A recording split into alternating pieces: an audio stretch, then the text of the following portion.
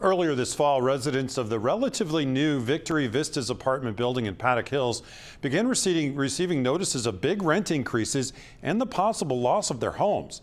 Today, those tenants held a meeting to plan their next moves, with more protests and legal action possibly on the way. It's very simple.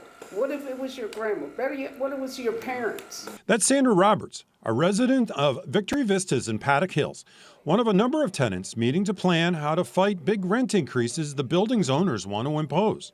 Owners last month told Vista residents, who are all elderly and on fixed incomes, they needed to pay double or triple their rents or face eviction.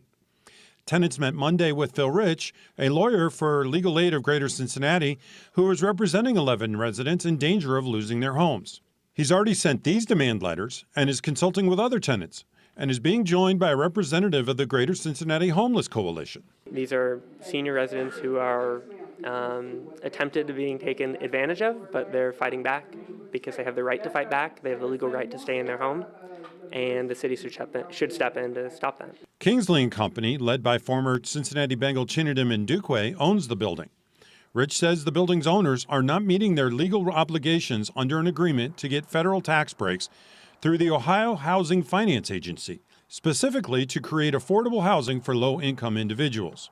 Since we first reported this story, that agency opened an investigation into whether the rate hikes exceeded what the company could charge under the tax break agreement. An OHFA spokeswoman says that's still ongoing, with a result expected within weeks. In the meantime, tenants like Carol Brown are not going down without a fight. Quit looking like we're the victims and say we're the victors in this. Yeah. So the more you begin to say you're the victors, you'll begin to feel that you're the victors. You know. I refuse to be a victim. I reached out to Kingsley for comment, but did not hear back in time for this story. The company previously told me it was working with tenants and no rents would be raised and no evictions pursued until at least January, and that it was complying with all state and federal laws. Megan, back to you. James, thank you. Victory Vista tenants also plan to plead their case to members of Cincinnati City Council during their full session Wednesday. Local 12 plans to be there, and we will update you on any new developments with this story.